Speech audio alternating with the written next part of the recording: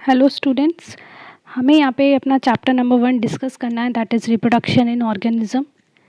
अब मैं पहले आपको मेन टॉपिक्स जो इस चैप्टर में हैं वो एक बार आपको डिस्कस करके बता रही हूँ कि हमें इसमें मेन क्या क्या टॉपिक्स पढ़ने हैं। पहला है हमारा लाइफ स्पैन, फिर हमें थोड़ा रिप्रोडक्शन के बारे में पढ़ना है, फिर रिप्रोडक्शन के पार्ट्स पढ़ने हैं जिसमें हमारा ए सेक्सुअल रिप्रोडक्शन और सेक्सुअल रिप्रोडक्शन आएगा। फिर हमारी प्री फर्टिलाइजेशन इवेंट्स आएंगी, मतलब फर्टिलाइजेशन के पहले।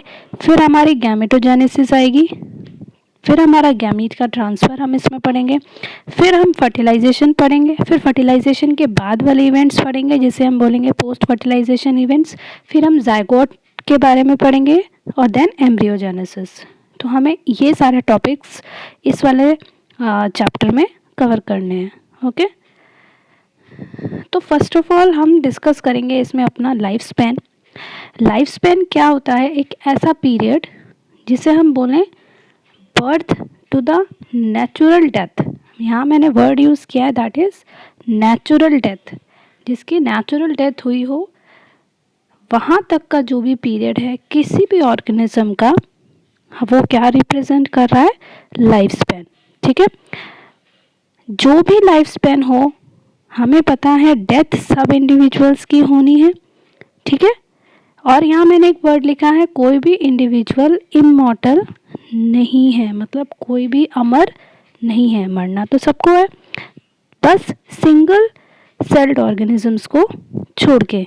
तो यहाँ पे कोई भी नेचुरल डेथ नहीं होती सिंगल सेल्ड ऑर्गेनिजम्स की, क्योंकि वो डिवाइड होते हैं और फॉर्म करते हैं न्यू सेल्स। उनका काम है डिवीजन करना और नए नए सेल्स बनाते रहना।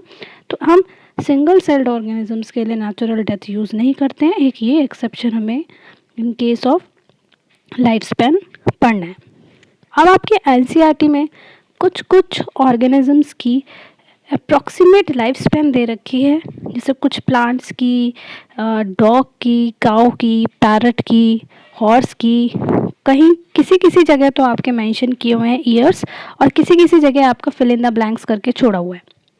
तो वो वाला पार्ट आपको fill in the blanks fill up करना है कि जैसे रोज़ की लाइफ स्पैन कितनी होगी, डॉग की कितनी होगी, हॉर्स की कितनी होगी, फ्रूट फ्लाई की कितनी होगी, बनियान ट्री की कितनी होगी। ठीक है, बाकी कुछ एग्जांपल्स आपके फिल करके ब्रैकेट में दे रखे हैं।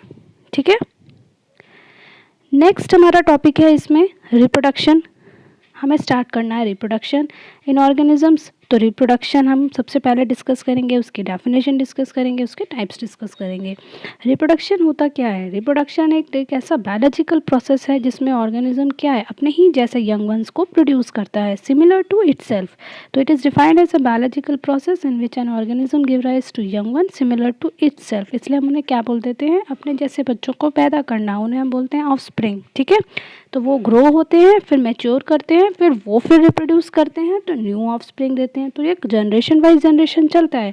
तो इसलिए हमें एक टर्म इसमें ध्यान रखनी है कि ये कंटिन्यूटी बना के रखते हैं एक स्पीशीज़ की, generation to generation wise. Okay, then हमें रिप्रोडक्शन को 2 पार्ट में डिस्टिंग्विश करना है, that is asexual and sexual.